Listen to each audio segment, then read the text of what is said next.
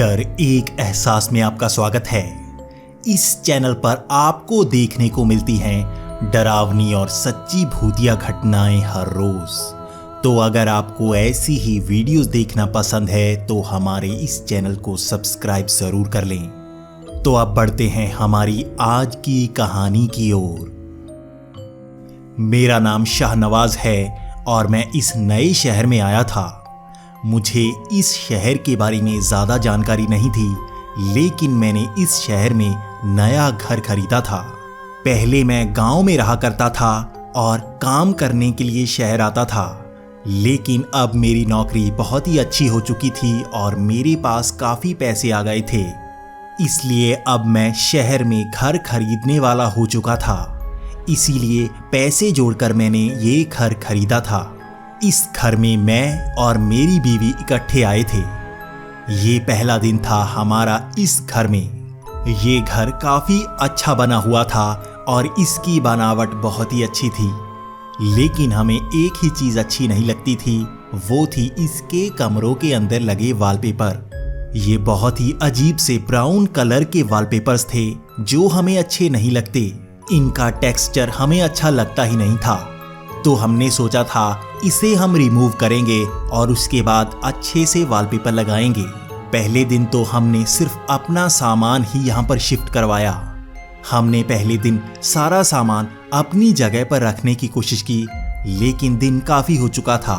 लेकिन हम यहाँ पर रुक नहीं सकते थे, यहाँ पर कोई फैसिलिटी नहीं थी। इसी कारण हम दूसरे घर चले गए जहाँ पर हम किराए पर 2-3 दिन रहते। उसके बाद हम यहाँ पर शिफ्ट कर जाते। दूसरे दिन हम फिर से यहाँ पर आए और हमने अपना सामान यहाँ टिकाना शुरू कर दिया।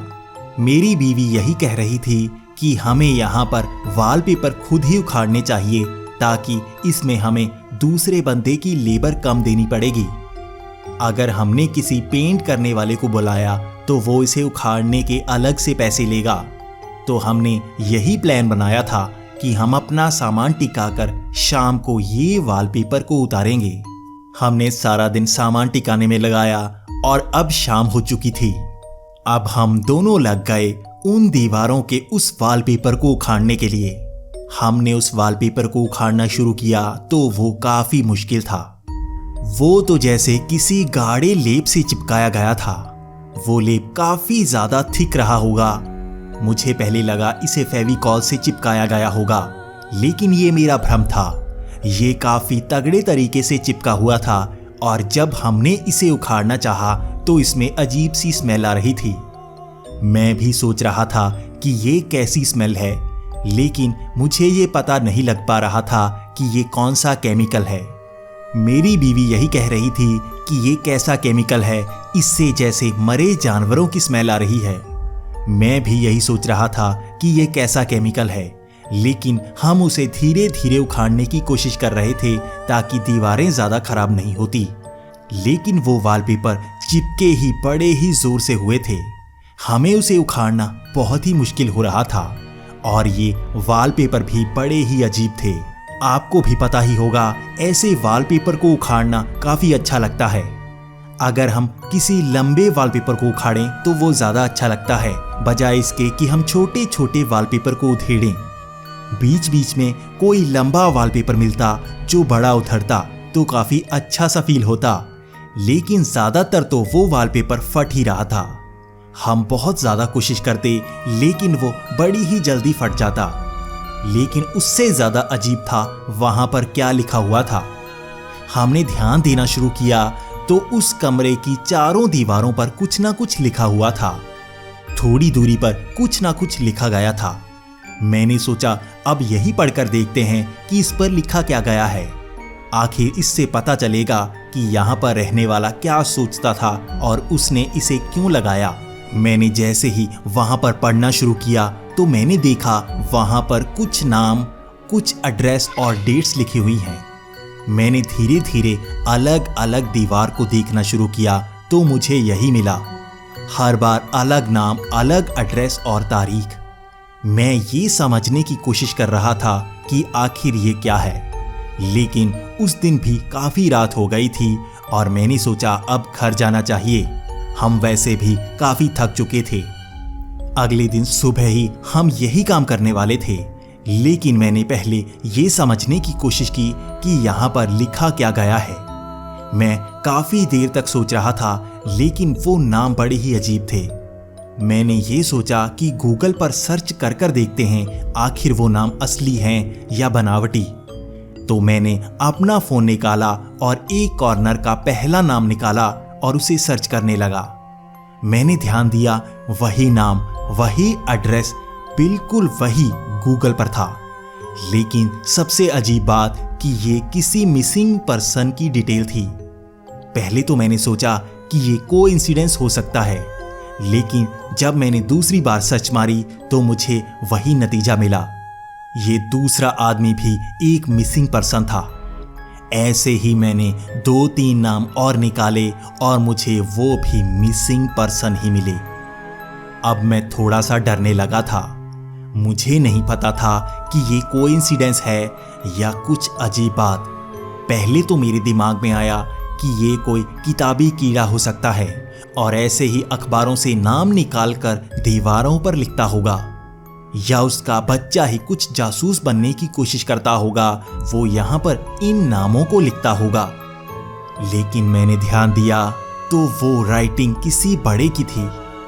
वो सारी लिखावटें एक ही बंदे ने की थी और वो कोई छोटा बच्चा नहीं था। अब मैं थोड़ा क्यूरियस होता जा रहा था। मेरी बीवी बार बार मुझे कह रही थी कि जल्दी से काम निपटाना होगा ताकि हम यहाँ पर जल्दी रहने आ जाएं और वॉलपेपर भी जल्दी लगा सकें। लेकिन मेरे मन में तो अजीब सी उत्सुकता थी। मैं जानना चाहता था कि इन नामों के पीछे राज क्या है। ये तो जैसे मेरे लिए पहेली थी और मुझे इसमें मजा आ रहा था। मैं सोच रहा था कि इसे सुलझाऊंगा ही। पहले तो मैंने ये जानने की कोशिश की कि इस घर में रहता कौन था। तब मुझे पता लगा कि यहाँ पर एक आदमी रहता था और वो इस घर को बेचने पर मजबूर हो गया था।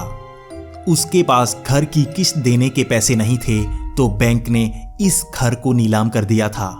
अब भी वो आदमी पास ही कहीं पर किराए पर रहता है और लोगों का कहना है कि वो इस घर के आसपास घूमता ही रहता है। मैं भी सोच रहा था कि वो घर के आसपास क्यों घूमता रहता है। तब मैंने सोचा कि हर बंदे का अपने घर के साथ लगाव होता है। हो सकता है बेचारे के पास पैसे नहीं होंगे और बैंक वालों ने उसका घर ही नीलाम कर दिया। लेकिन मैं पहले तो इस पहेली को सुलझाना चाहता था। मैं उस बंदे के घर नहीं जाना चाहता था, लेकिन मैं ये सोच रहा था आखिर ये नाम किसके हैं। मैंने इन नामों को ध्यान से सर्च करना शुरू किया तो मुझे बहुत ही अजीब चीज मिली। उन नामों और एड्रेस के नीचे एक तारीख लिखी गई थी और वो तारीख उसी दिन की थी जब वो लोग मिसिंग हुए थे। ये मेरे लिए बड़ी ही अजीब बात थी। मैं बहुत ही ज्यादा सोच रहा था। अब मुझे थोड़ा सा डर लगने लगा था, कहीं इस बंदे का लिंक इन मिसिंग लोगों के साथ तो नहीं, कहीं ये कोई सीरियल किलर तो नहीं। मैंने दोबारा से सर्च करने की कोशिश की। मैंने ये पता लगाने की कोशिश की कि ये मिसिंग लोग वापिस आए या नहीं। मैंने हर तरफ पता लगाया। मैंने 1-2 लोगों के घर के नंबर भी लिए और वहां पर भी पूछने की कोशिश की, लेकिन मैं अब थोड़ा सा डरने लगा था। वो हर आदमी जिसका नाम दीवारों पर लिखा गया था, वो दोबारा घर कभी नहीं आए। ना ही पुलिस को पता लग पाया कि वो लोग गए कहां। कई स्पेशल इन्वेस्टिगेटर्स का मानना है कि शहर में कोई तो सीरियल किलर है जो इन लोगों को गायब कर रहा है। उनका मानना है कि वो जल्द ही उसे पकड़ लेंगे, लेकिन उनके हाथ कोई सुराग नहीं लग पा रहा है। उनको पता ही नहीं है कि वो है कहां। अब मुझे थोड़ा सा डर लगने लगा था। मुझे लग रहा था जैसे इस घर से कुछ तो लिंक होगा उन लोगों का। मैंने एकदम से पुलिस को कॉल कर दी, क्योंकि मैं अंदर से डरने से लगा था। मुझे लग रहा था इस घर का लिंक कुछ ना कुछ उन लोगों से तो है। तभी वहां पर आधे घंटे के अंदर ही पुलिस पहुंच गई। पहले तो पुलिस वाले मुझसे पूछ रहे थे कि मैं इतना घबराकर क्यों बोल रहा हूं। तब मैंने उनको सब कुछ बता दिया। मैंने खुद घूम घूम कर उन नामों को दिखाया और खुद गूगल करके उन पुलिस वालों को दिखाया कि देखो ये सारे ही मिसिंग लोगों की है। तभी उन पुलिस वालों ने आगे भी कुछ लोगों को फोन करके बुला लिया। जब वो लोग घर पर आए तो वो स्पेशल इन्वेस्टिगेटर थे। वो जैसे ही घर के अंदर आए उन्होंने चारों तरफ टेप करना शुरू कर दिया। वहां पर लिखा गया था कि इसके आगे कोई नहीं आना चाहिए। हमें भी बाहर निकाल दिया गया। पहले तो मुझे गुस्सा आया कि हमें हमारे ही घर से बाहर निकाला गया है, लेकिन मैं सोच रहा था हो सकता है उन्हें कुछ सुराग मिला हो। मैं उन्हें डिस्टर्ब नहीं करना चाहता था, लेकिन मैं थोड़ा सा हैरान था क्योंकि अंदर से कुछ अजीब आवाजें आ रही थी। हर कोई यही कह रहा था ये इंसान है, ये इंसान है। मैं सोच रहा था ये किस बारे में बातें कर रहे हैं। मैं कान लगाकर सुनने की कोशिश कर रहा था, लेकिन मुझे यही आवाज बार बार आ रही थी कि ये इंसान है, ये इंसान है। तब मैंने भी दरवाजा खोलकर आवाज लगाई। तब मैंने कहा मैंने खुद गूगल किया है, ये सारे इंसान ही हैं, कोई भी नाम गलत नहीं है। तब एक पुलिस वाले ने कहा कि तुम बाहर रुको। मैं अब बाहर आ गया, लेकिन अंदर से फिर से वही आवाजें आ रही थी कि ये इंसान है, ये इंसान है। वो लगभग आधा घंटा तक ऐसा ही करते जा रहे थे। उसके बाद मैं और मेरी पत्नी भी थोड़ा सा डरने लगे थे कि ये लोग अंदर कर क्या रहे हैं।